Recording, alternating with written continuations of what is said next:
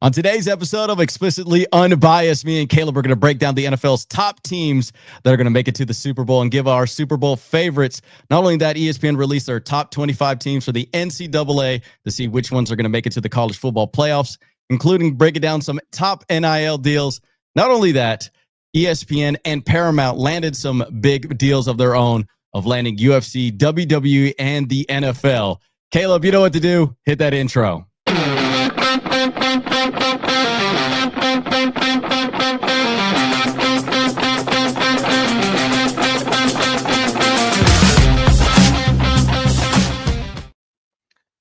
Hello, everybody, and welcome to Explicitly Unbiased. I'm Kaleb McChesney. That's Gerardo. As he said, we got a lot of things to go over, a lot of things to cover in this pilot episode of this brand new podcast we've kicked off. A little bit of pleasantries to kick off for sure. You're listening to the first episode, the debut. Welcome, first and foremost. And yeah, he laid it all out for us. So, Gerardo, anything you want to say to the fine people before we really sink our teeth into what we got going on? So what we are planning to do is, to obviously do at least an episode a week. And not only that, clip up everything for y'all. You can follow us not only just visually, but we also are going to have a Spotify, Apple, and all that stuff for y'all to follow us. A whole bunch of content, clips, and all that stuff. Me and Kaleb have been friends for a hot minute. We love talking sports takes. And we've been both very unbiased, as it would be, when it comes to some of our sports takes and looking at it as that type of a viewpoint. And so we just, thought that we both had our fair share of our own podcast with other co-hosts that we weren't able to make it. But we said, why don't we just do it, together? And so we're going to break down some things today. Obviously, the NFL's top 10 teams that they have for the best odds to make it to the Super Bowl. ESPN released their top 25 rankings, Heisman favorites, top NIL deals. And of course, speaking of deals, whole lot of teams, not teams, but like ESPN. The major streaming services are coming out to play for sure for all these companies, all these sports deals, because sports is king. And speaking of the king of sports, the NFL is still king. We're gonna kick this show off with a little bit of an NFL preseason. We're halfway through, like we're about done with week 2. We got one game going on tomorrow, but for the most part, everybody's all said and done. For week 2 of the preseason. And this is a fun time to really get into those early predictions. Surely the sports books have opened themselves up to that. So first and foremost, we are going to kick the show off with what Vegas thinks, what the sports books think, and try to line that with what we think is going to go happen. So we came up with this beautiful graphic for you to kind of lay out what the stage is. As you can see, AFC on the left, NFC on the right, Super Bowl conference division, over-unders. It's obviously only the top 8. We'll extend it to the top 10 as far as our notes say, and we'll get into it. But Gerardo, what's the first thing that kind of sticks out to you? Kind of the disrespect of the Kansas City Chiefs, honestly. Good. The fact that they have gone to the Super Bowl, been successful in the Super Bowl as many times as they had. Patrick Mahomes is still good. Andy Reid is still coaching. And they are the 3rd best favorites on the AFC side of things. Like, I understand the moves that the Ravens and Bills have made, but like they're playing catch up to the Kansas City Chiefs. That's the one thing that I'm just like still surprised. Like, until it's like, Tom Brady and the Patriots, like until Tom Brady is not on the Patriots, I am not going to count out the Patriots. So until Patrick Mahomes is not Patrick Mahomes, I am not counting out the Kansas City Chiefs. So I thought that was a bit interesting that they are only the 3rd best favorites in the AFC. And I also think like the AFC has a little bit like there's more parity in the middle of the AFC, not at the top of the AFC. Like, I do think Kansas City is still king. I think they're the best team in the AFC, but I think like in the middle of the pack, there's a lot of teams that I believe can win 10 games, have the ability to win 10 games, but I do not know, like plausibly, like that cannot happen. Like, I think Ravens, Bengals, and Steelers, I think are 10-win teams. The only problem is that like they all have to play each other. So that means some of them may not Like they may lose a game here or there. And not only that, I mean, like the Bills, like there's been too many times where the Bills and Ravens have faced against the Chiefs, and I've seen Patrick Mahomes be the one that comes up on top. The only team I think who could beat the Chiefs is because of Joe Burrow. Joe Burrow has consistently proved that he can beat the Chiefs, but the problem with the Bengals is the fact that they have no defense. And Trey Henderson, whatever holdout that dude was trying to do, and then he came back anyway. Like that team, even if he came back or didn't come back, like that team still has a good bit of issues defensively to keep up with the rest of the league. Like I think they can hang with Kansas City, but like they won't be able to stop Derrick Henry and Lamar Jackson when it comes to running the ball. And also like same thing with the Bills. The Bills have a really good rushing attack too. Like a lot of people are counting them out with Cook. James Cook just got a big extension. Cook has a new. I mean, Allen too is also slept on. Dual threat action wise as well too. But at the end of the day, I still think it's Kansas City on the AFC. Yeah, like I think at the top of the cream of the crop as far as the AFC versus the NFC goes, the AFC has just bigger heavyweights. Baltimore is always going to be feisty. Josh Allen's always going to be feisty with the Bills. Kansas City, obviously, you give them the benefit of the doubt all the time. The Bengals might have like the most passing yards in NFL history by the end of this season. Oh yeah, because that defense is so horrible. Like they could put up 50 points a week if they like legitimately because they have a great offense. But at the end of the day, I think too many teams are trying to keep up with Kansas City in scoring points, but the main objective should be to stopping Kansas City. The best way to beat Kansas City is to make sure Patrick Mahomes sits on the sideline, not on the field and giving him opportunities to score. And that's why I think like there's a reason why the Eagles are the overall favorites because they really did a good job on making sure Patrick Mahomes sat on the bench the whole time. And there is no doubt that I think the Eagles are the top in not only their division. Yeah, the Commanders are very much a like Jaden Daniels, but I also think that maybe like I still believe Terry McLaurin is still holding out on his deal. Yep. And on top of that, like I always give a benefit of the doubt on rookies like Jaden. And same thing with like RG3. RG3 exploded. RG3 was, I believe, way better looking than Andrew Luck his rookie year. And that's because a lot of teams could not figure him out. And I think that now that people have game tape on you, they're probably going to find out your tendencies. And I think a little bit of a regression with Washington. And I think the Eagles are probably going to dominate their division. I mean, the Giants aren't going in nowhere anytime soon. The Giants also have a really rough schedule. They play back-to-back away games, and then they also play like I think the Chiefs and Chargers. So the Giants are going to be 0-4 to start the year possibly.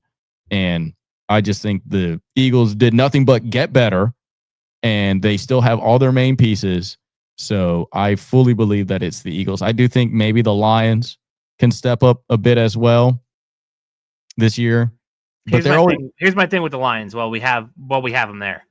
Them having the second best odds in the NFC. I think one team is missing from this graphic. They made the top 10. There are two teams that are missing from this graphic that I just couldn't fit in because we need the logos to be big enough for you all to see them. It was the Green Bay Packers and the team I'm talking about, the Los Angeles Rams. The Los Angeles Rams, I believe, should be the second best team in the NFC. Okay. Matthew Stafford is still as good as ever, even if he's kind of like taking this back injury that he's had all camp, week by week, really slow.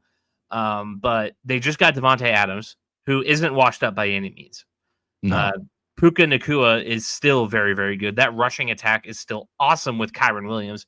And with two solid backups behind him, Blake Corum at Michigan, real productive, now in a RB2 kind of role to help keep the usage off Kyren because he has had injury issues in the past.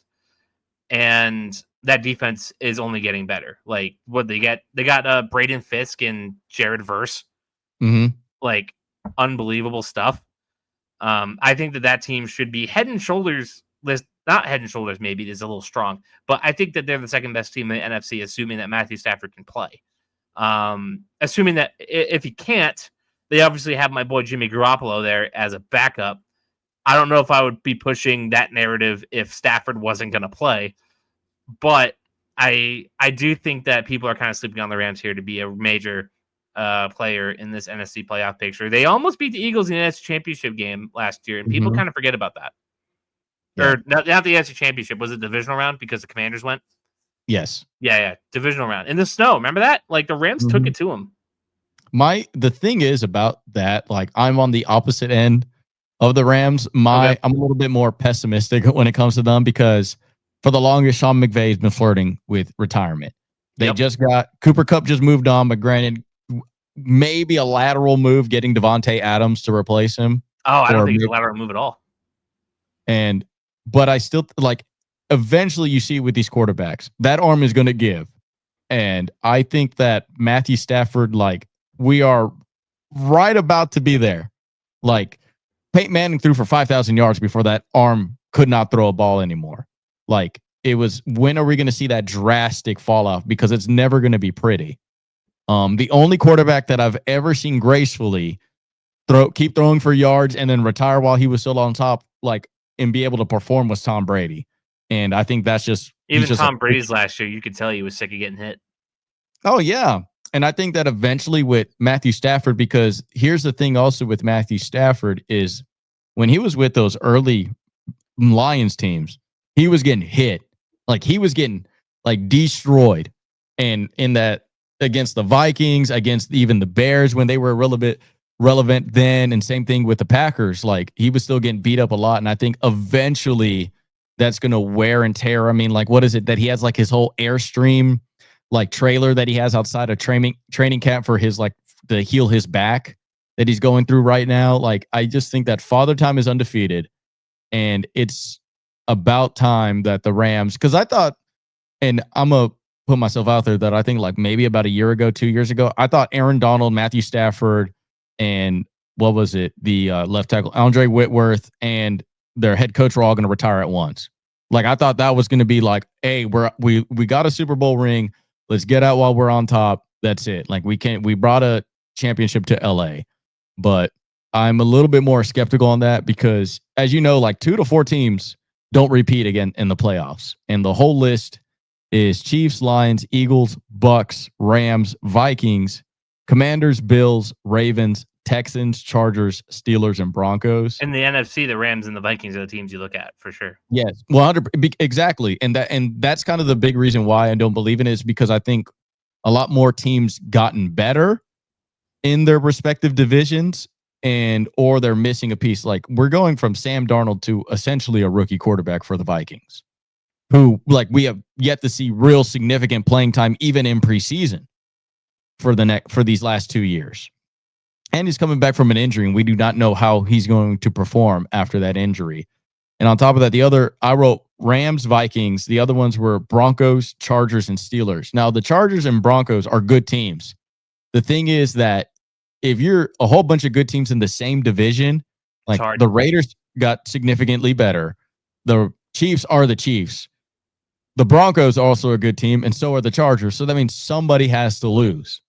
And if you're too busy beating up all each other and all of y'all end up 9-8 and the Chiefs are like 13-4, what does that mean? Like, a team like the Texans, who are going to be like a double-digit team because their division is really bad, or like a team like the Steelers, who is also in a relatively tough division, the Bengals, and as well as the Ravens, like they could all be 10-win teams, but that means somebody's losing somewhere else. And I just think the Patriots are in a position to really take advantage of that as well. Oh yes, like I think also, like, that's what I'm saying. Like, that means 2 to 4 new teams are going to make it to the playoffs this year that we would have not expected. And I think the Patriots, probably bar none, has had the best offseason on the AFC side of things. It rings very true to what the Commanders did last year, getting in a bunch of veteran talent just to raise the floor. And then you go get who I thought was the best coach on the market in Mike Vrabel. A lot of people will will push back and say Ben Johnson. We've seen Vrabel really do it at the highest level before. I think he's been immensely successful in everywhere he has gone. When he was a defensive coordinator for the Texans, when he was with the Titans, linebackers coach at Ohio State, exactly, consultant with Cleveland. Yeah, like Exactly. So I think that's where like you could see a team like the Patriots make a huge jump, and they will. That and the Dolphins, I think, are going to be competing for the number 1 overall pick coming this year. And then the Jets, who you could just throw anything at the Jets and they're not going to figure it out. You got Aaron Rodgers. They couldn't figure it out. They had, a real Cinderella year with Fitzpatrick and Todd Bowles. Couldn't figure it out beyond that. They got Sam Darnold and Aaron Glenn, who was supposed to be a top offensive mind at the time. Co-signed by Peyton Manning himself. Couldn't figure it out. Not Aaron Glenn, but was Adam Gase. Adam Gase, I apologize. Yeah. Aaron Glenn is who they have now, but yes, it's until proven otherwise, I'm not going to believe in the Jets. I don't like, and also on top of that, like the Steelers made Justin Fields look a whole lot better than he actually is. And you're telling me that he is going to go to got him a 2-year, $40 million contract with the aforementioned Jets. Exactly. Like you are telling me that he is going to somehow like go to a team that's significantly worse in a division where like, I mean, technically the team he just came for was a little bit more tougher overall wise, but like at the same time too, like I don't see how the Jets are making that big of a turnaround or making that big of an impact. They're going to be picking probably within the bottom half of the league. They're going to probably be a top 10 pick team. And then same thing with like the other parts of the AFC. Like the Texans should win their division by default. Like all the rest of the Jaguars still haven't figured anything out with Trevor Lawrence yet. He's immensely talented, but like he's either getting hurt or he's too inconsistent. And then also the coaching that he's had and that in that whole locker room has been unbelievably bad. I don't believe it's getting all that much better with the new guy. Exactly. Like it's like granted the Bucs had a really great offense, and like to credit to Cohen, like he helped with Baker Mayfield, but also that Baker Mayfield, the Bucs barely snuck into the playoffs last year. And I do think the Bucs are probably the favorite in the NFC South. That is to me the weakest division overall in the NFL. Ooh, I don't know. The Saints are probably fighting for the number 1 overall pick. The Panthers look unbelievably bad still. And then the Falcons are like, okay, Michael Penix is going to be the starting quarterback, but like, and like, it's not like maybe they win 8 games with that. I just don't see how, like, I think the Falcons have a lot of talent on offense, but I just still think that like we are putting a lot of investment into a quote unquote, like kind of a rookie quarterback as well too. Like they're in the same situation. The Falcons are just the Vikings of the NFC South. Like they are with a different type of quarterback that we fully haven't really seen. Like, yes, we've seen flashes of Michael Penix, but like we haven't had a full rapport with what he is now with the Falcons and what they're going to go do with like that is their quarterback for the whole year. Yep. And on top of that, you have Kirk Cousins right behind you. So that means that Michael Penix throws a 5-interception game. What's going to happen? They will go, Kirk, put on your helmet. Go play for all the money we Kirk pay might for. give him the old Jimmy G, F you, I'm not coming out. Yeah, I mean, yeah, like, but at the same time, too, like you're just going to eat bullets with a left-handed quarterback. Like statistically speaking, that most left-handed quarterbacks have never been that successful in the NFL.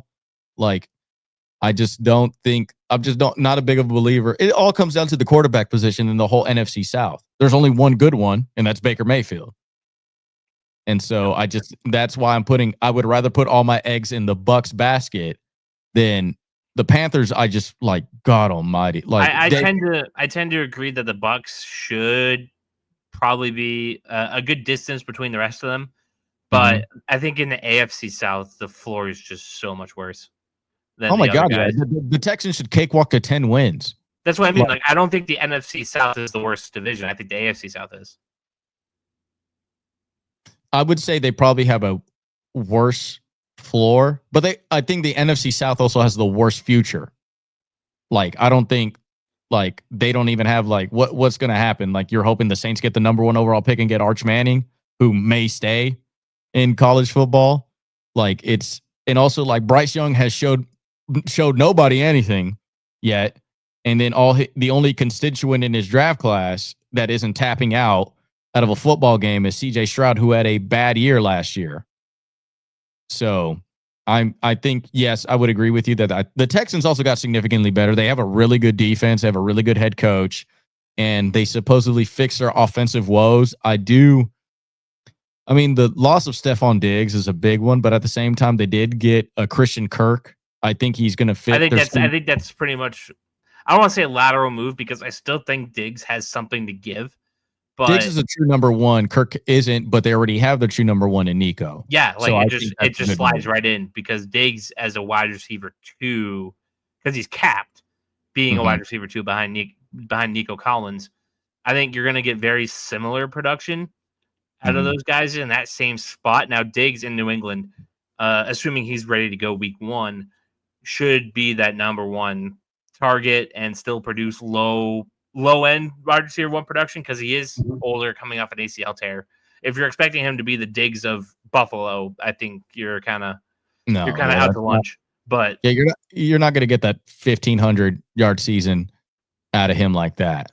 Or you maybe get double digit touchdowns out of him. Yeah, but like the true top 5, top 10 wide receiver that he was in Buffalo and at the end of the Vikings, I don't know about that. But I do think like the AFC South, like you have no idea, like Anthony Richardson, the Colts situation, I don't understand what's going on. A lot of people hate Cam Ward like as a prospect.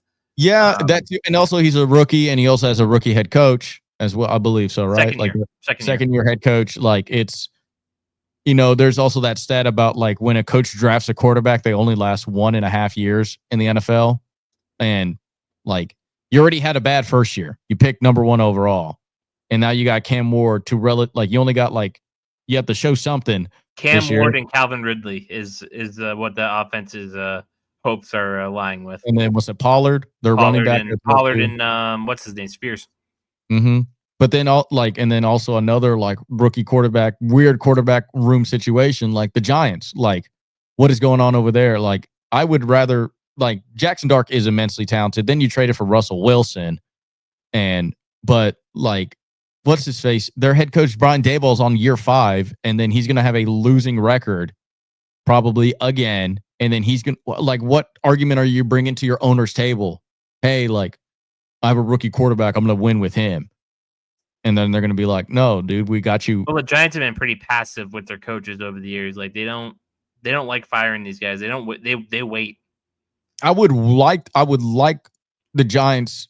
I would hope that they would fire Brian Daboll next year, at the end of next year.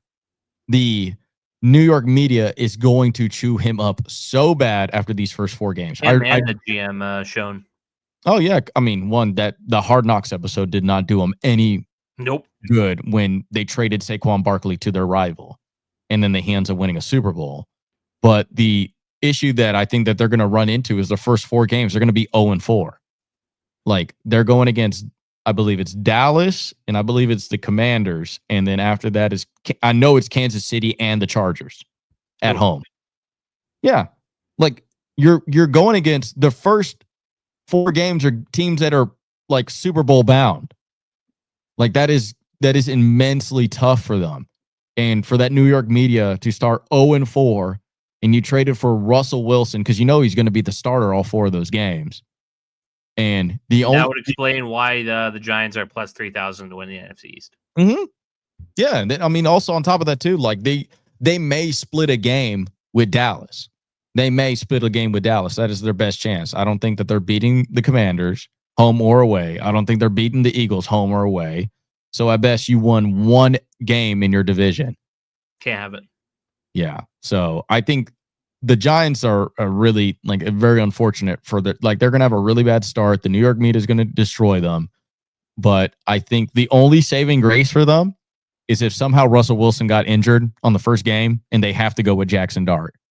And they're like, hey, at least Jackson Dart looks good, but we're 0-4. Then because that's something that he can at least present to the owner and the GM with, is the fact that, hey, I may have gone 2-2 with Russell Wilson.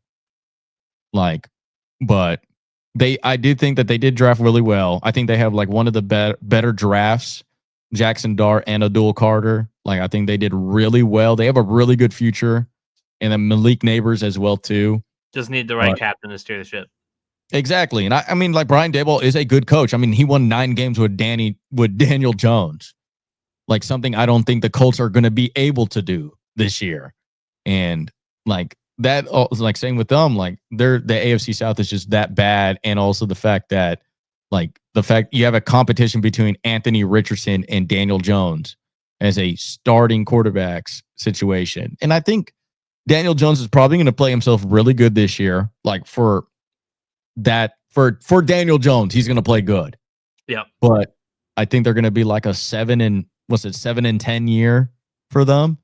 And then like, what are you doing? Okay, Daniel Jones was the best quarterback this year, but like we use all this draft capital to draft Anthony Richardson.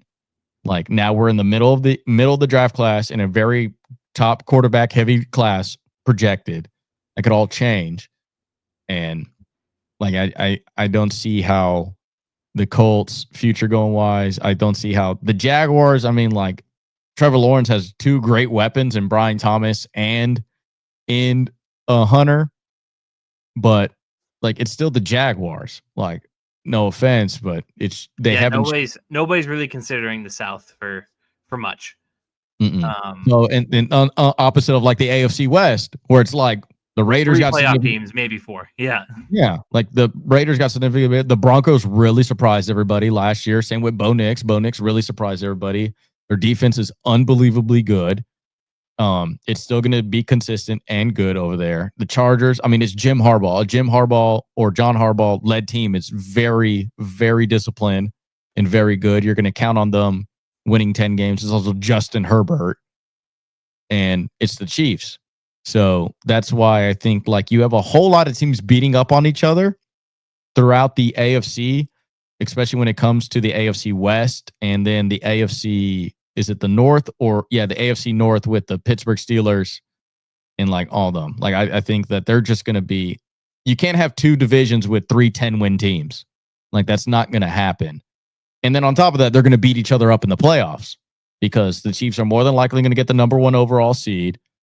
But I'm also with you on like the opposite end, like the Browns, the Miami Dolphins, I think are really close to imploding. And as well as like the Jaguars and Titans are still, they were the worst team in the NFL last year. And like Cam Ward is not that big of a win gap percentage. Like, and no offense to Cam Ward, is Cam Ward a good quarterback? Yes, but he wasn't this generational, like Andrew Luck, number 1 overall pick. Yeah, he might have been the 5th or 6th quarterback taken last year. Oh yeah. And so, but that's how I feel about the AFC. The NFC wise, I do think there's a little bit more like it's the Eagles, and we'll see who can give them a fight come the end of the year. Yeah, and I mean, arguably the thing is that it's the Eagles' Super Bowl to lose. It's because the way that they beat the Chiefs, the way that they like dismantled certain teams throughout the year, and of course, like they're going to lose a game throughout the season. They have, and then the media is going to get on them and saying that they don't know how to coach like they did this past year. And then next thing you know, they're like dropping a 50 burger, and Patrick Mahomes cannot even throw 2 touchdowns in a Super Bowl. And he's throwing more interceptions than he has touchdowns. Like it's the Eagles to lose. They got significant. They're continuing to get better. They get Eagle players that fit their mold.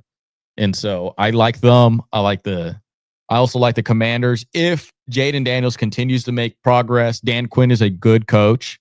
He's a great defensive coach. I think he also knows how to.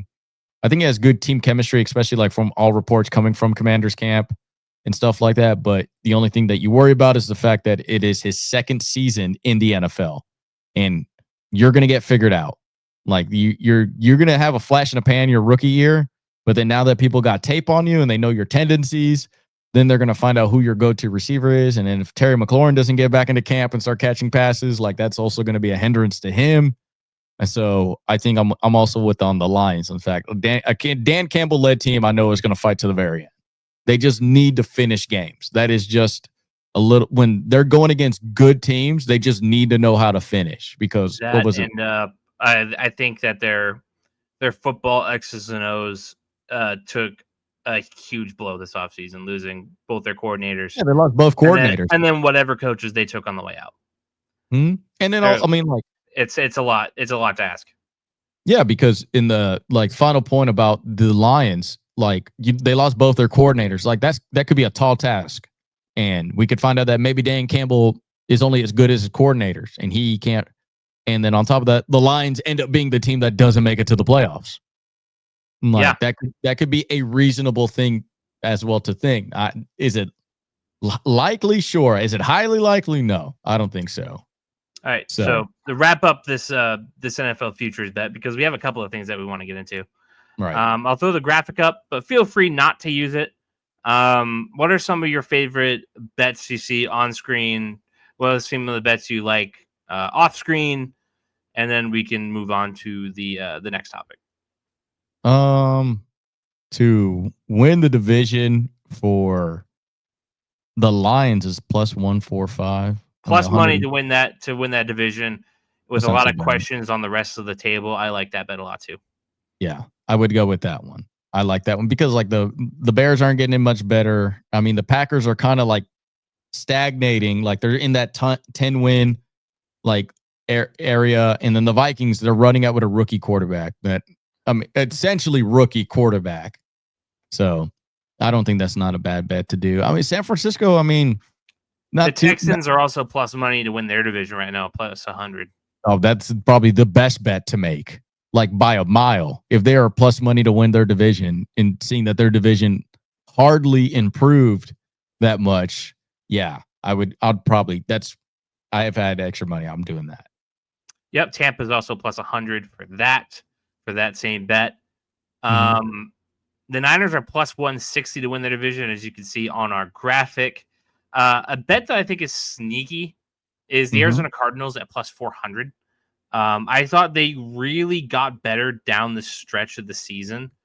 Trey McBride is going to score more touchdowns this year. Kyler Murray is kind of like, I don't want to say on the hot seat, but he's in improvement mode. He's got it all. He's got the contract. He has everything but the playoff wins, the Super Bowl championship, the MVP. Like this team is slowly getting better, slowly but surely. Jonathan Gannon, I think, is a really solid coach. They just got to put it together. They're plus 400 to win the division. I don't know the bet as far as making the playoffs. But I imagine it's plus money if they're plus 400 to win their division. I'd be super curious in an Arizona Cardinals bet to make the playoffs. Yeah, and I think you're 100% right about it's a prove year for Kyle Murray because like he was a draft class as high as I was on the Rams and like how high I am on Sam Darnold and the Seahawks. Because look at all the other quarterbacks younger than him that have more success than him already.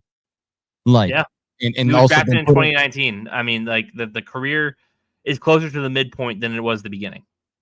I've had Sam Darnold failed and resurged since then. And he was drafted just the literal year before Kyler Murray. Baker Mayfield.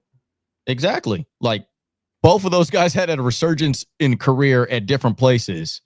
And now like Kyler Murray's at the same space in the same place and yet hasn't had that much success. While everybody else has gotten better but him. I think that this team, it's a team to watch. He's got two really good weapons with Trey McBride. He's got Marvin Harrison Jr., who I thought underachieved a little bit in his rookie year. I don't think he was as great as everybody kind of expected him to be. And then they have an awesome run attack with James Conner. And I am going to assume that Trey Benson is going to get a little more looks in his second year. So with all that combined, Paris Johnson at the left tackle, Budda Baker is still an Arizona Cardinal. They just paid out the butt for Devondre Sweat, Josh Sweat, which one of those guys. Josh Sweat. They have another edge rusher that I'm blanking on his name. Arizona Cardinal. It's not Chandler Jones. He's been removed. Yeah, he's been retired and on the crazy train. Jalen Thompson, I really like. Zaven Collins, who I was thinking of. Calais Campbell's still there. Walter Nolan, I really liked coming out of college. I think that Calais Campbell just went back. He was just in Miami, and then he went back to the Cardinals. Yeah, this is a sneaky team. Look out for bets that have them to make the playoffs. I think that's my sleeper team for the year, the Arizona Cardinals. So, all that said and done, that was your NFL segment. Want to talk some college football? Yeah, speaking of championships, so sometimes championships are being paid for, Kaleb. Really? So as you know, Ohio State won last year, and Ohio State had the biggest NIL deal last year. They spent the most money in NIL and had the most expensive roster, and it was a roster in which they won a championship. So technically, you would say that the NIL worked. Like they put all their chips in all these baskets. They got all these transfers in. They spent all this money to get freshmen and transfers in. And you can't blame them. It worked. They got them a championship. Now, granted, they never beat Michigan in the last 4 years, like at all. That's some may say that that's way more important than winning. I mean, do you think Ohio State fans are a little like they look at this championship like a little sour because they lost like 2 of their biggest games in the regular season? Like, so a funny clip that I saw, and it's Cam Hayward's podcast, and he has Jack Sawyer there. Jack Sawyer the host asked, "What would you rather do? Win a national championship and never beat your rival, or always beat your rival but never win a championship?"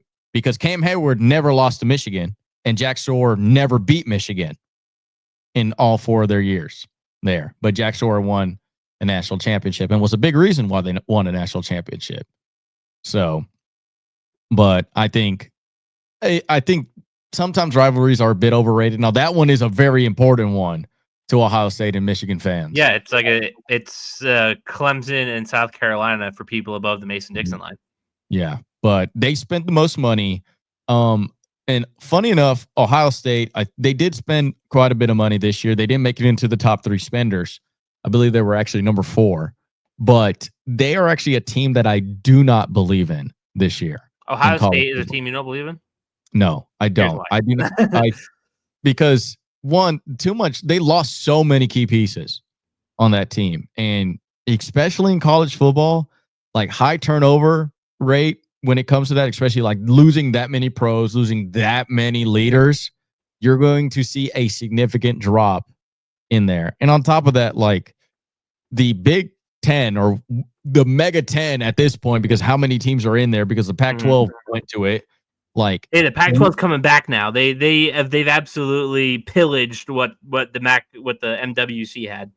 Yeah, like it's like the division is so big, like that conference is so big, and like Oregon is still there. Like Michigan is looking to bounce back from last year. They have I think they have the highest paid freshman of all, like right now as well too. Like they are looking. I think Ohio State's going to come down, especially when it comes to like true contenders. The teams I do believe in on this top 25 list, Texas, Clemson, and UGA. The reason why I have UGA on there, and I know a lot of people saying like, well, they lost Carson Beck.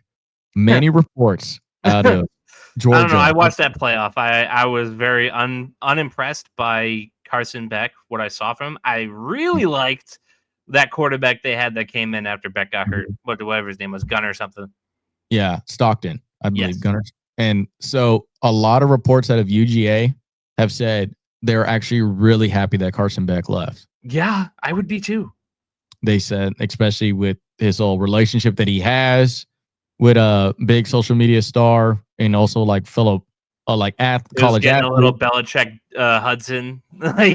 Yeah, and then he ended up transferring to a school where his girlfriend's playing basketball at. Like it's a lot of people are feeling that the Carson Beck kind of got too big for his britches and then realized that maybe Georgia was a bit of a carry job when he was there.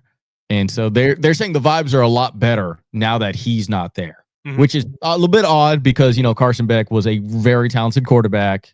And he was a shoo-in first-round pick before this season, and everything just kind of fell apart. Yeah. Texas, I mean, it's Arch Manning's year to finally shine about it. He did sit behind Ewers and all that stuff. And I do think that Texas just has a really good roster as well, too. Steve Sarkisian has continued to prove and improve and improve. And so I think it's finally, this would be the time. But I do think that like the big one is the fact that like Kaleb Kubnik, a former Texas guy, like out there in Clemson, like that Clemson team is actually a really talented team. And it's a really deep quarterback, like college football quarterback landscape is really good this year. Like the amount of potential first round prospects that we have. I mean, the quarterback out there at, I believe South Carolina is really good. He's getting first round odds. I mean, obviously Arch Manning. You also have the Cade Kubnik out there in Clemson. But the funny other teams that I don't believe in, the team outside of Ohio State, Texas A&M, and Penn State. Until James Franklin shows that he can win a meaningful game in the playoffs, I'm not going to believe in them. They have a really talented team. I'm not arguing that. Like Drew Allard is a really talented quarterback. He's also one of those quarterbacks that are getting first round considerations going into this upcoming draft class for the NFL. But until James Franklin proves to me that he can actually win big, meaningful games, I'm not going to invest my stock into them. And I also think that they've gotten better overall, but I don't think like Ohio State still has the probably arguably the best player in the country with their wide receiver. Yep, Jeremiah Smith. Jeremiah Smith is a dog. If you think Marvin Harrison was good, this dude is like, yeah. I mean, the circles that I'm in, they're like, yeah, we should like take our season to get that guy last year. Mm-hmm. And then the funny thing is like how I mentioned about UGA and Carson Beck. So last year, if you don't remember, Carson Beck was the overall unanimous preseason favorite to win the Heisman last year, and he did not win it. The history of the Heisman since the year 2000. Can you guess how many preseason favorites won the Heisman? 3. Exactly 3. It is Couch, Matt Leinart at USC, and Marcus Mariota at Oregon. I might have gotten 2 if you asked me to name them. I might have gotten Leinart and Mariota. Yep, those were the only 3 since the year 2000 to ever be preseason favorites to win the Heisman. Who is this year's preseason favorite? Arch Manning. Yes, he is plus 700 according to me. And see, the thing is, I feel like there should be a little bit of an asterisk next to Marcus Mariota. He kind of won by default that year because that was a really bad Heisman race that year. Jameis Winston won it the year before, and Jameis Winston, that Florida State team it was good. They still lost to Marcus. But mind you, like when it comes to the playoffs, like they don't consider postseason success for the Heisman voting. Mm-hmm. Because I believe you win the Heisman before you go to the playoffs, or before you go to the national championship game. And anyways, I think that if all goes well for Arch Manning, that if UT's undefeated and he is the prince that was promised, he probably is going to be the outlier in the fact that the preseason favorite is going to win the Heisman. And more oftentimes than not, like if you think that parity when it comes to the NFL is crazy, like college football parity is insane, especially when it comes to the Heisman. You will never know who will pop off this year. Yes, for sure. It is definitely a little more unpredictable. At least it didn't always used to be that way. Back then, like in the BCS era, it's like you know who was good, you know who wasn't good. Like it was nowadays, like you can lose a game and be all right. You can lose to your rival and win the national championship. Like back then, that was a huge thing. That was a big thing on the BCS. The computers were like, you lost to your rival. That doesn't sound like you can win a national championship game. Like they would actually put that into account. Yeah. We're now, and if we're talking about also Heisman favorites, like outside of like, if you said I could not pick Arch Manning, Jeremiah Smith is like, but it's the thing is about wide receivers is like, that means the quarterback has stupid numbers too. Like has to be.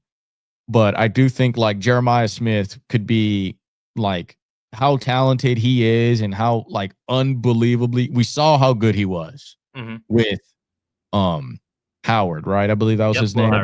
Will Howard. Like now with a new quarterback, like even if Ohio State doesn't make the playoffs, or even if they are like they barely make it into the playoffs or not the overall seed or something like that, and Jeremiah Smith is like almost touching 2K yards, like more than likely are going to be in the Heisman conversation by the end of the year, barring any injury.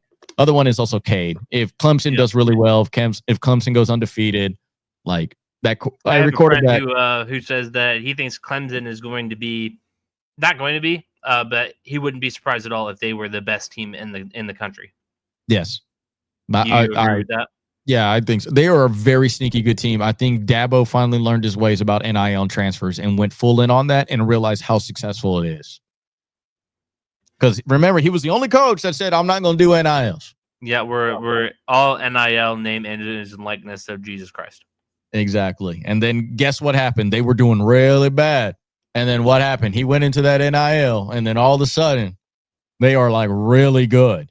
And I think that it sucks because like I think Clemson would have continued to be really good if he never just did that. If he just continued and ride the wave of what NIL was, because I think he was one of the coaches that was going to survive in it. Like I think there's certain coaches that aren't coaching anymore in college football because they could not handle. Yeah, because they just couldn't handle the NIL anymore. And now because it kind of made everything a fair and even playing field. And speaking of which, would you like to guess the top 3 biggest spenders in NIL this year? Without looking, because I know the answer is just right on the tabs there. Oh, my bad. So, yes. Texas is one of them. Yes. Alabama? No, Alabama's not on that list. Georgia? Nope, not Georgia. Miami? I think Miami was on there. I think because of Carson. They weren't top 3, though. Yeah, top 3. Was Texas, Texas Tech, and Ohio State. Texas Tech. Oh, my God. So Texas Tech reportedly is $35 million in NIL. That's the second highest. So, and mind you, that's the only, there's like, when it comes to NIL, it's a little bit weird, like when it comes to investing, because like there's like numbers that have to do with NIL specifically. And there's also investing into the team also, which is like weird. It's not considered NIL, but like there's always like these random numbers. So like you don't get no true number. So for instance, Texas is number 1 because supposedly it's between 35 mil and 40 million. They have heard the range between those numbers. So they say it's a little bit spent more than Texas Tech.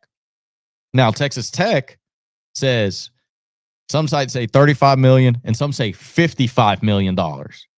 Now, the notable booster of this, Cody Campbell of the Matador Club, he's a billionaire. And then he said, we are going to buy the best team that money can buy. And seeing that Ohio State did that and it worked, seeing that in years prior, like Michigan State, for instance, when the transfer portal was available, Michigan State had a complete turnaround of a year. And they went like, I think they were like a really bad team. And then is it Mel Tucker who was their head coach? And then they ended up like having a 10-win season after being really bad because about 75% of their team was a transfer. Yep. And they had instant success. So it seems that, yes, transfer portal actually works out. It actually works really well, and it pays off. And the guys who don't use it are suffering. Yeah, and on top of that, too, the opposite end of that is people who are actually not using NIL at all, like when Clemson was and other teams, they are clearly behind everybody else significantly. And the thing is, Texas Tech is currently ranked 21st in the nation. They, across all media, sports media, they have said that this is the A++ of offseason. They are beating out everybody. Now, granted, they're paying such a premium to play in Lubbock, Texas. Now, I've never been to Lubbock, Texas. I am from Texas. I know a lot of things about Texas. And they say there's only 2 things to do out in Lubbock, Texas. Go to a Raiders game and then see a tumbleweed. That's about it. It is nothing to do out there like that. And the notable one, the Cole Wetzel song makes it sound so much more fun than it is. Yes. But the notable transfer, obviously, is going to be their, not transfer, but like the NIL deal. Their freshman offensive tackle signed a 3-year, fully guaranteed $5.1 million NIL deal. And you had to pay a premium to bring people to Lubbock. And I mean, and fair point, if you have the money to bring people to Texas Tech, be my guest. It is going to be crazy because if Tech actually gets into the playoffs, like that's even an insane statement to say that Texas Tech is going to make it into the like college football playoffs. Like you would have enough data to show that paying for players wins in college football. And some might say is that's what we've always been doing already. We are just now legally doing it. Now everybody can do it. Yeah, and it's the Wild West. There's no rules. There's like no regulation to any of this stuff. Like there's now like give it 10 years time. We're going to hear some crazy horror stories about the NIL, like about some of these players may financially being screwed. I mean, there was that the player from Florida They got screwed over when he got drafted by the Bears because in his NIL clause, it said that they own 25% of all his NFL contract for the rest of his life. Ugh. Like, brutal. Holy crap, dude. Can you imagine you're giving yourself a quarter of your paycheck goes to this deal that you signed at 17 years old? That sucks. And there ain't nothing you could do about it legally because you signed the contract. And then he was like, I forget the player's name, but that's like, you're going to hear stories like that. And also, you're going to hear stories about players getting a sick NIL deal, like this offensive tackle who, like, there's so many 5-stars that bust out. There's so many 5-stars that end up transferring, and then they're like, they become middle of the pack. They still get drafted in the NFL because they were a 5-star. But, like, I don't blame these kids where they're like, bro, I've never seen a dime like that. And you're telling me you're giving me $5 million, 3 years, fully guaranteed just to play offensive line? Like at Tech, I was going to play offensive line anywhere. I'm going to play it for $5 million. Like, you can't blame them. So it's very interesting to see the NIL landscape and seeing like these crazy deals because the money's only getting bigger. Yeah. Like and on top of these too, like some of these private, like Michigan's like multi-billion, like Michigan has the biggest alumni base out of all major like Power 5 teams.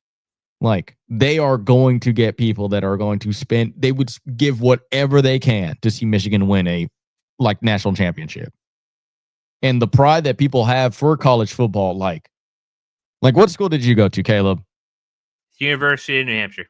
Can you imagine if, like, let's say you're a billionaire, like Kaleb, hey, can you stroke us a check to give us like $40 million to help us win a national championship? For an FCS championship? No, get the fuck out of No, I mean like D1, like a D1 one. Like, can you imagine that? Like, and they're going to all these boosters like, you would do anything for a national championship. If I had the money to throw at it, sure. Yeah. I think because I might be the wrong person to ask because I did not go to a school that was worth watching. Well, granted, I mean, that's how they feel about Texas Tech. Some of them people, like, but even when they had Patrick Mahomes, it wasn't like they was winning anything. But the thing is that these people, when it comes to being alums, like they have such college pride.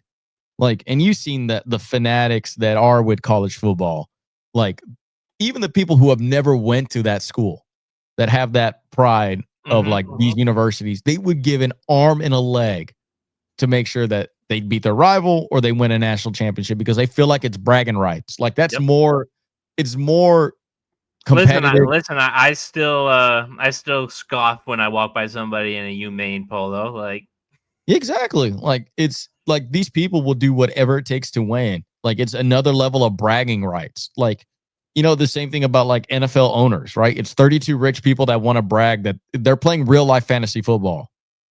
Like, and it's just, they just want to brag to their rich billionaire friends that they beat them at a competition of managing a football team.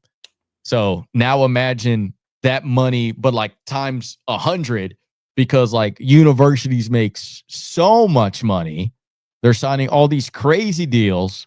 And on top of that, their alumni basis is like an never ending cash flow. Like Tom Brady's a University of Michigan alum. Like, what he would give to see Michigan win again, or Charles Woodson, or Jake Long, or even all the probably unbelievably smart people that we never saw on the field just to have school pride of their team winning. And I think like, I love it because I think it creates so much different stories, so much different parity. And I think going into the NIL era of college football, you're going to see not only different teams like go into the college football playoffs, like you're now showcasing that it doesn't matter where you go anymore as a college kid. As long as you showcase your skill, you're going to be put on TV. Go get the money because life is too short. You never know how good you're going to be for how long. And on top of that, like if Texas Tech goes to the college football playoffs, I think it's like it's over with. Like that is the formula. Like if that formula works, like that means anybody and anybody, like all the alumni base has to do is just like, oh, look, Tulane's going to win a national championship. Like, that's what's end up going to happen. And then, which is great because it's cool because now you're creating a whole nother generation of like, you're never going to have the same championship over and over. You're never going to see repeats. You're going to see Heisman trophies in different cabinets all across this country now It isn't just the true blue bloods anymore. And now I think it's the most fair it's ever been now. The playing field is much more even, and I think the sport's benefiting for it for sure. Yeah, and you get also crazier stories like the whole Tennessee quarterback situation. Remember that it wasn't even him wanting more money; it was his people who wanted more money. That he was underpaid because he took Tennessee to a playoffs, and then they're like, you know what, dude, just leave. And then he ends up wasn't ready for it. Yeah, wasn't ready for it. There's a blessing and a curse when it comes to that, right? Like, it is good that the coaches do actually have a backbone, because we needed to see that because if the University of Tennessee would have caved into that and let Nico literally dictate how much he was going to get paid, that was a domino effect that the college football landscape was not ready to see. Because at that point, let's say Jeremiah Smith at Ohio State wins. He already won a national championship. Let's say he goes for 2,000 yards and wins a Heisman. He literally goes, I'm underpaid. And what's going to happen? He's now going to go to the highest bidder for his junior season. They'll only play 1 year. And then, granted, with all these, like I just said, like all these teams with big state pride, like, what is Michigan going to do to pay to get Jeremiah Smith, a Heisman winner? Yeah. Can you imagine how bad he'd get booed? Yeah, 100%. And that's why I think, like, that's what makes all of this so fun, is the fact that now it's literally the Wild West. I cannot wait. Listen, you're getting a guy like me from the Northeast who, the college football in the Northeast doesn't matter. Like, you have Boston College and Syracuse. How much college football do you think I'm watching beforehand? Yeah, but now, like, granted, there's some pretty rich alums over there. Yeah, so but BC is one of those weird schools where they're not keen on doing transfer portal stuff. I think Bill O'Brien talked about that on Edelman's podcast when he went on last year. They're one of those. It's a weird situation. But now I'm following teams not in the Northeast because just to make it more interesting. And I'm following along, and I'm getting invested in several teams. One of them being the number, what were they ranked? They were ranked pretty high. 11 Arizona State. Like, yeah, it's a fun school. Crazy. Like, and I'm following it from a guy from New Hampshire. Like, look at the top 25 right there, right? Yeah. Like, there are some teams on here that you would have never seen in the BCS. Kansas State, Illinois, SMU, like Indiana, Iowa State, Texas Boise Tech. State. I mean, kind of, because they were in the BCS. They were highly ranked plenty of years in, but not consistently. No, they'd have like one generational talent per. But maybe they're just coming off of the legs of that. Like how weird. Like, and this is for anybody who's played NCAA in the past years, and you play it way too many times, and all of a sudden, like, Western Kentucky wins a national championship. This is what this is now. There's no more blue bloods anymore like that. It's literally like, I'm literally looking at a screen where Illinois is the 12th ranked team. Arizona State is the 11th ranked team. SMU is 16. Iowa State, Indiana. Like, the crazy story about Indiana, remember how good they were last year? Like, and Signetti and all that stuff. Like, what a great story that was. Like, you are going to get way more stories. You're going to get way more. Like, I just think it's fun now. I truly believe that it's fun. The transfer portal is insane as well too. I never did like the fact that you were punishing kids to not go. Like, if a coach can literally go get a new job somewhere else, why can't the kid go get that? I think that was just kind of low key, kind of a scheme by the education. Like, in this country, I just think that they were like, nah, you can't transfer. You got to sit here for like 2 years, or you got to sit. Not even going to use you. Yeah. Yeah, because like, and also retrospectively, like, how fun would it have been, like, in the BCS era to see the transfer portal like that? Like, Cam Newton would have not stand behind Tim Tebow for a second. Like, he would have been gone out of Florida. That, or like teams, like how many teams would have flip flop? How many different teams you would have saw in the national championship? Like, Bama would have not had its dominance that it did. Like, and you wouldn't, but also you don't get stories like, maybe you don't get a Joe Burrow story anymore, which was a transfer.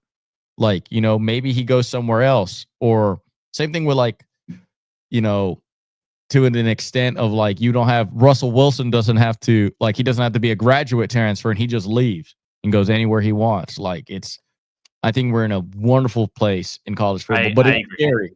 I agree because it's literally the Wild West. But NIL isn't the only deals going on, Kaleb. No, they're not, and I'm glad that you said that because ESPN is out here swinging it, as is Paramount. We'll start with the Paramount one because it's easy. They went and they paid how much for the rights to UFC from ESPN? So ESPN, so UFC, the Paramount one for UFC, we'll talk about that one because the NFL one's pretty huge. UFC landed a 7-year, $7.7 billion rights. After just paying $1.5 billion for South Park. Yeah. With Paramount for exclusive streaming rights to all UFC events, and it also starting next year. So this is the last year of pay-per-view, essentially for UFC. Everything else is going to be simulcasted on CBS. Like and Dana White even said it's literally everything that UFC has ever put out. You will see on Paramount. If they had a show back in the day that you missed out on, if they have like the 100 greatest fights, they got it. Like it's everything of the UFC. And it's no more pay-per-view model no more. That's gone. And Dana cashed out. Yeah, and I think this works out for a lot of people because the UFC was so expensive. Yeah. And now everybody can see it because everybody has Paramount. Everybody has it. Everybody has Paramount, everybody has Peacock, everybody has Netflix, Hulu, Disney, they have it. And the best part about this too, bar scene wise, if people go out to drink and go out to go see a pay-per-view match, you now don't have to pay a cover charge. Nope. Like I think I low-key still think that they're gonna do that because a bar is gonna want money. But like it's gonna be your attendance fee because it's gonna be packed. It's gonna be so packed there's no seats, you gotta come in and pay. Yeah. Exactly. Like, but now that's what they'll change it to, but hopefully they don't. But now you don't have to. Some places will, some places won't. Just do your research. But at the same time, that's what's essentially eliminating, like the pay-per-view model. Like that's the trickle-down effect that's going to have, and like these numbers are insane. And I know that you have the WWE also signed with ESPN. Yes, and so ESPN goes and gets their lick back. They lost the UFC. They go and they get the WWE. Coming off, this news came just before their second biggest pay-per-view of the year, SummerSlam. They went and they signed a, how much was that deal? Stand by. Insane. Give me the number, a-hole. There's no raw number. Where's the raw number?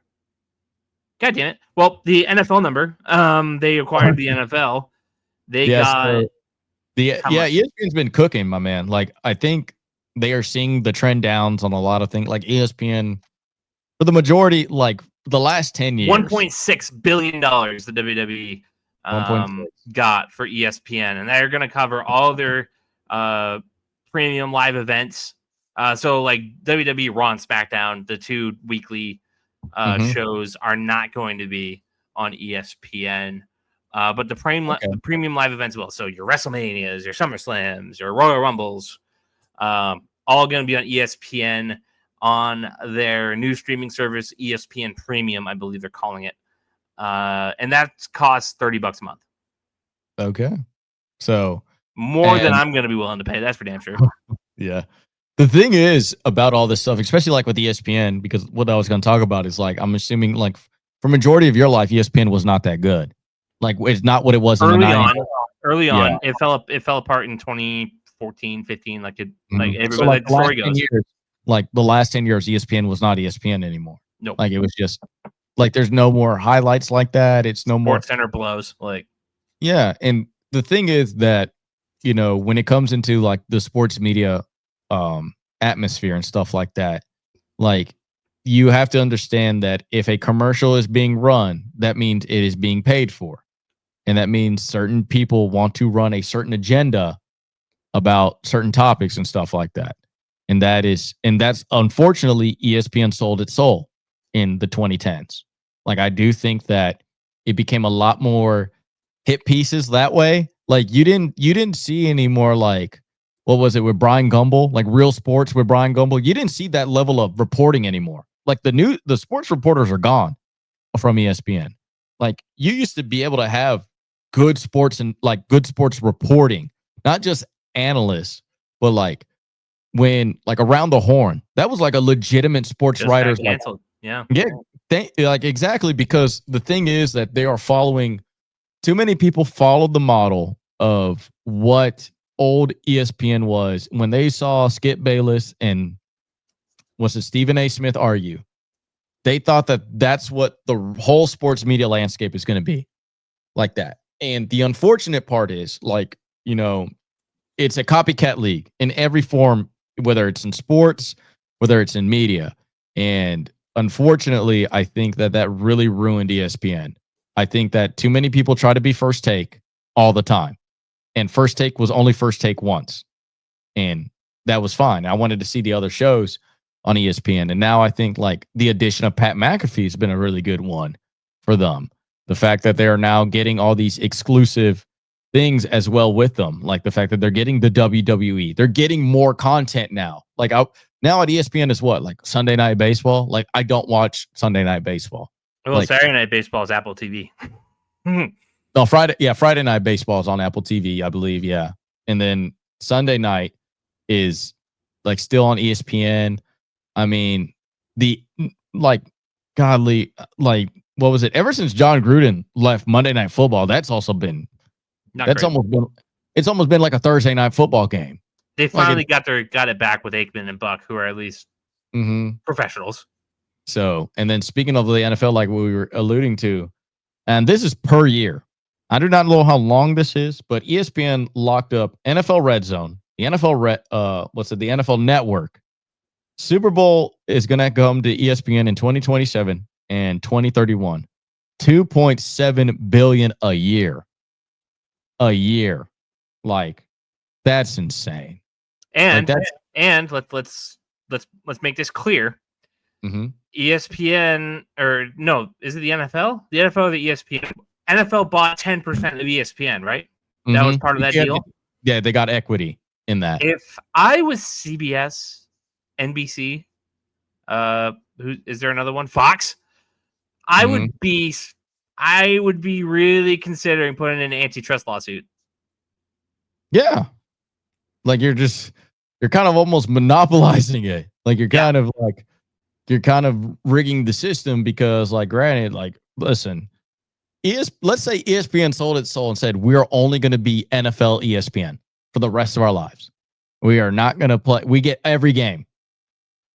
And guess what? CBS, NBC, and Fox, y'all can get college football. Y'all can get basketball, golf, all that. But we got NFL. I'll tell you this. Every one of those networks would trade its soul to get a single game of NFL. NFL's king. Oh, the fact that in preseason, Shedeur Sanders playing a preseason game against, what is it, the Panthers? People, this is Cleveland Browns playing against the Panthers. We're not talking Cam Newton Panthers. We're talking really bad Panthers. And they broke a lot. It was the highest watched preseason game since like 2014. When Johnny Manziel was a rookie for Cleveland. Exactly. Like, that's how. And Johnny Manziel is like 3 times the college athlete that Shedeur Sanders was. Yeah, one of them won a Heisman. The other got their number retired. For nothing. So, yeah, but no, but in all jokes aside, like that's how big the NFL is. And also when these deals happen, that means cap goes up. So the big plus, and ironically speaking about the Browns, like now that cap hit with the Deshaun Watson deal ain't too bad with all these deals going through. Is that almost over for them? Is it almost over? Almost over. We're almost out of the Deshaun Watson era. And for them. And I'm sure the Browns would love to get out of that. That was probably that, and Albert Hainsworth are probably some of the worst deals I've ever seen in my life. Where are we at with that contract? We got next year, and then that's it. There we go. Cleveland, there you go. We're up. Well, nothing but up. That cap hit in the last year, though, $80 million. Yeah, because they kept negotiating to like, hey, let's play this game of kick the can down the road. $80 million next year. But at the same time, like they banked on the what was it? They banked on the obviously going up, like the free agency and all that, like the money going up. So, and it did work out. Like, there's no way that they're not going to see like 2.7 bill a year. Like, that's insane. And then the TV deals too with NBC, Fox, and CBS. Like, those are all going to go up as well too. So, it's a great place to be in the NFL because you're going to get paid. Like, we've seen these contracts. Like now, like we are not too far away from seeing a $1 billion player within our lifetime. I thought Patrick Mahomes was going to be it. No, it would. You got to give it like 2 more generations. Like you would have to give it like the next big one is going to be like $750 million, like a $750 million quarterback. Like that's going to be insane. And then you get your first billionaire one. Like Arch Manning maybe be the one that you see getting to like almost a bill if everything pans out with him. Like all he has to do is like go win a Super Bowl his like rookie year, and it's a wrap. You know he's going to be. That extension is going to be $750. Yeah. Oh yeah. I mean, like we already. What was it? We almost saw it in baseball, right? With Shohei Ohtani. Yep. And then basketball wise, Luka was like dang near close to that. If he would have stayed with the Mavericks, he would have really gotten close. Yeah, they fucked him out of that Supermax. Mm-hmm. Exactly. Like it was going to be. Devin Booker's getting like 75 a year. Yeah, he's the highest paid per year, I believe. And 220. He's getting 64 this year and 69 next year. Yeah, and he's the average highest paid per year. Yeah. So, I mean, it's literally just around the corner that we are going to see billionaire like athletes for playing football without the endorsements, without. Mm-hmm. Like it's all you but it, you know, I don't know sometimes if the money translates to the product on the field, but at the end of the day, like you're getting paid that much. So it's going to be a good product on the field. Does bad deals happen? But I think bad deals happen to a lot of mid players. Mm-hmm. Like, I don't think like the Albert Hainsworths, the like Amani Greens when he came to the Texans, like, or with Deshaun Watson, like those are like crazy. Like in the sense of like they don't tend to happen more oftentimes than not. But I do think that like we are like most big paid players are getting paid because they play quarterback and they play quarterback good, and they have always played quarterback good. There's never been a chance that I've seen an extension be like, golly, they pay him that much money. Yeah. Because even with good quarterbacks, like look at Sam Darnold. It's a team friendly contract. Like with the Seahawks, same with Geno Smith. Like they are mid deal. Yep. Yeah, but like so you're never gonna see.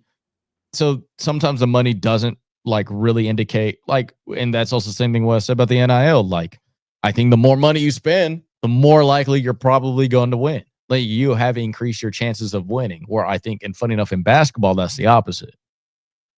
At times, I mean, that's the Suns. They spend all that money on like.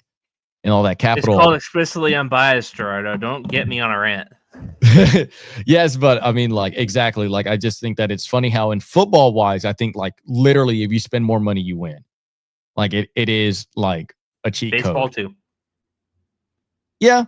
Same thing with baseball too. If you have a big payroll budget, more oftentimes than not, you're going to win. And I think in the NFL wise, I don't know if that's going to be a detriment compared to the NIL. I do not know that yet. Yeah, when we talk about teams spending money, and we've gone away from the leagues and media spending money. We kind of blew past that conversation.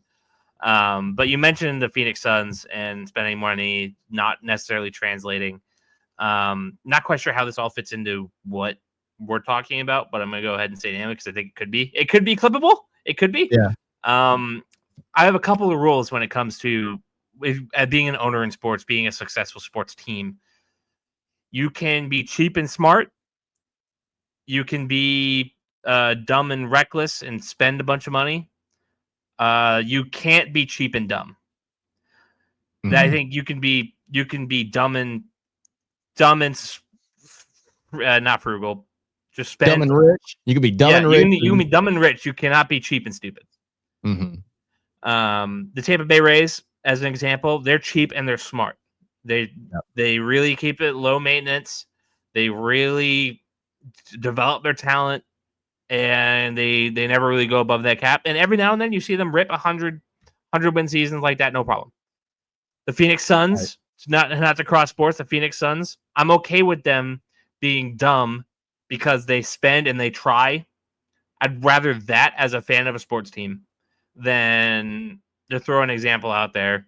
No, like letting their players walk, letting their players walk when you had the money, essentially. Like that would have been dumb. Like it's like you're trying. Who does that all the time? Who would that be? The one of the most popular baseball franchises, the Boston Red Sox. They do that. Yeah. So that's like my rule on sports. Like as a sports owner, you have to spend if you're not smart. Mm-hmm. And you can't be cheap if you're not smart. And yeah, and you know what? I 100% agree on that. Like, tell me what side of the fence we're going to be on. Are we overpaying players and at least trying, or are we? Hey, I'd rather be an overpayer than an underpayer most of the time.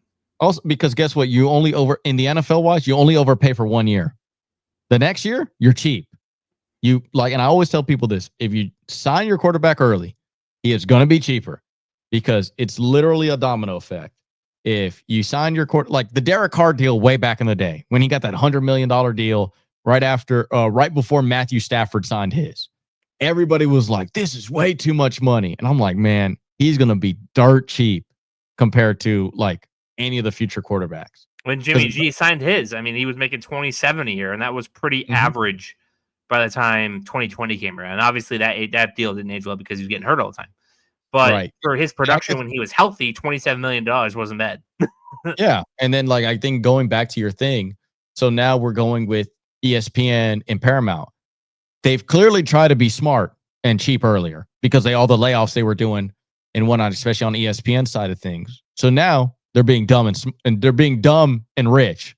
They gave Pat McAfee all that money, and it's a great content show. Like you're not. How do I say this? And I mean this in the nicest way possible. Like, when Around the Horn, it was very smart. It was cheap. It wasn't like you had to do all these in the sense like you didn't have to set up a whole studio for Tony Reali. You already had one. You're just bringing in, hey, get on a webcam and just do this game show, right? And it's also not notable people in the sense like they weren't people who were always ready on the camera like that. They were just sports writers, sports journalism. So that was being smart. But like you were being smart and cheap. Now, like with Pat McAfee, it's just content. It's throw like, money. Hey, throw money at him. Who cares? Like, tell him how much are you wanting to do? Well, I won't do your show unless it's $200 million a year. Done. Got it. Cool. Here you go. Have fun. So and I think that's what ESPN is doing right now, and I love it. I think they needed this brand refresh big time because they were too busy trying to be very smart for so long. And I think that what's made ESPN not relatable is ESPN. I wasn't going to ESPN to get smarter. I was going to ESPN to see highlights. Mm-hmm. But they did have that smart area, sure. But I just think that at the times when I watch First Take, I'm watching people flex their vocabulary more than giving me an actual good sports analysis. And I'm just like, what? Based on plus win ratio and how the wind feels, like Josh Allen tends to throw 50% better than he does in a open air stadium. And I'm just like, what? Just tell me who you think's going to win, my man. Like, I don't need these because I think they got too insider baseball. Like baseball has so many stats, right? Like winning with runners in percentage plus minus if the player plays on the field, or if a center field plays right field, he has a better win plus percentage or something like that. Like, I think football got way into that, way too much. And I think that's what became players, all these analysts have gone, they're flexing these stats. Like, hey, let me tell you that, did you know that Anthony Richardson is undefeated if he throws at least an 80-yard touchdown every game that he's thrown one? And then it's like, oh, wow. Because you hear that on paper and you're thinking, I'm going to take the Colts over the Chiefs this week because he can throw a ball far. And then all of a sudden it's like the real stat line is like Anthony Richardson never throws an 80-yard touchdown. He only did it one time. That's what I think ESPN was too busy being smart and not too busy being good. And I think now it's just, hey, we just need some great content to be on the air. And it's the NFL. And it's also, they are not ESPN-fying it either. Like, that's the one thing that I think I would have had a worry is like, I hope they don't change nothing about Red Zone. I hope they don't change nothing about the NFL Network, because I think they are clearly successful, like on its own entity. And I just think that, hey, you can now watch this platform on ESPN. And I'm really hoping that it is just that. Yeah. All right. Well, that is all the topics we had for you as far as on paper go. But before we sign off and say goodbye and leave you with our first episode of Explicitly Unbiased, we're kind of going to spend the next couple of minutes or so really just kind of preparing you for what this show is, what we aim to do, and routines, schedules, all that fun stuff. So a lot of things we still have to hammer out behind the scenes and really figure out. This was very much a pilot episode. Yes. You can tell in some parts that maybe we didn't have everything all hammered down like we really wanted to, but the bones are there. This is typically this is the bones of what it's going to be. And then hopefully as we keep going forward, it gets a little better, it gets a little tighter. But yeah, Gerardo, what do you got to say for the last couple of minutes or so? Yeah, just remember to please like and subscribe. All of certainly. Our stuff. Please follow us on Spotify, Facebook, Instagram. It truly helps us a lot. Especially that helps giving us good feedback of what to continue to talk about. And on top of that too, we will do live episodes when we can. So as of right now, our schedule, we do one off-air episode, kind of like what this is. And what that is, we kind of just set up for what the main talking points of the week is. That means we're usually going to do it after the Monday Night Football game. So we're going to talk about mostly all the stuff that happened during the NFL week. And then we wrap up and then give predictions going forward. So giving our reactions to all that stuff going on the week. And then we'll hopefully to have like a little watch-a-thon on Sunday night. So have a stream kind of like on the time slot that we're doing right now, about 7 o'clock, 7:30 Eastern time. So 6:30 Central. Just before the Sunday Night Football gets going. Yeah. Yeah. So that way we'll go over the reaction of the games that just happened, like live. So that means like of any notable injuries and any notable instant reaction. So that way it's like it's kind of like puts us on the spot about it, which makes us explicitly unbiased. Is just the fact that we ain't got no time to marinate on it. And then when we do, we can revisit that on the off-air episode. Yeah. Exactly. And then on top of that, we have plenty of knowledgeable guests in different departments of their biases. Me and Kaleb are the explicitly unbiased part. Yes. But we will bring people who are biased. The goal is to get them to be unbiased by the end of the conversation. Exactly. So me and Kaleb are trying to convert people, essentially like that. And we're going to please follow us. We're going to be clipping a lot of stuff up. We would love all y'all's interactions. Repost it, comment, call us stupid, call us smart. Exactly. Tell us something that you liked about it. Tell us something that you didn't like about it. Tell us something that we can improve on, because me and Kaleb would love to take any of y'all's feedback so that way we can constantly improve and make this show a show that you can always just come to. Because granted, yes, we're not reinventing the wheel here. We are just literally just being explicitly unbiased. Way to milk that title there. Hey, I'm pimping out as much as I can, baby. Yeah, we need the t-shirts and the hats and all the the good don't stuff. Get me started. I love merch. I make my own merch all the time. That's I noticed that. I'm like, is he gonna show us what's on the back of that? No, I can't do that. If people know. If you follow me, you know what that shirt says. And it you go ahead and you follow Gerardo on Instagram and I appreciate the 93Q Instagram page. Download that app if you're a big country music guy, as I am myself. We're only explicitly unbiased about sports, so not music. Yes. So I'm going to tell you, Morgan Wallen concert this weekend. Looking forward to it. The Morgan Wallen hat on, his Mossy Oak traditional hat. It's going to be an amazing time. Me and you try to predict who Morgan Wallen's going to walk out with. He did Kid Rock and Myles Garrett in Cleveland. I did see that. So far it's only been one each time. So in Boston, I'm thinking, like I said, I think the easiest one to pick is going to be Gronk and Jules. I think those are just straight up two Morgan Wallen dudes. Yeah, for sure. And it's gonna get the crowd hype. Like it's 100%. And Morgan Wallen's a showman. You know that. He knows exactly how to play into the crowd. Gronk's it. But all right, so episode 2, we'll plan it out. We'll get it to you. We'll announce it when we got that scheduled down. Mm-hmm. Next weekend we can try again to get live on next Sunday night. We've got to get that page to 100 likes. Yes, that's help us get to 100 likes. It's I don't care if you have to tell your grandma to like it. Help us out, baby.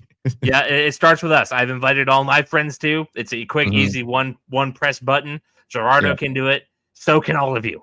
Exactly. So as soon as you can do that, the sooner we can get on Facebook, and you got us. Exactly. And that'll help us a ton. And then while you're there, just go click that YouTube link, press that red button, hit the bell. Spotify, Apple Podcasts on Apple Music as well too. Like we are going to be TikTok. Anywhere. Exactly. TikTok, Instagram with all the clips as well too. YouTube, we're going to have the little bit longer form clips. So like if we're going to break down into segments, so that way we can discuss and showcase all of our stuff like that. And of course, when we have a guest on in the future of this podcast, like I said, a lot of potential here, and we would love for all y'all to join us. Absolutely. So all that in mind, thank you all for watching. And as we said once, we'll say 1,000 times, hit that like and subscribe button. We will see you all sometime soon. Thank you. Adios.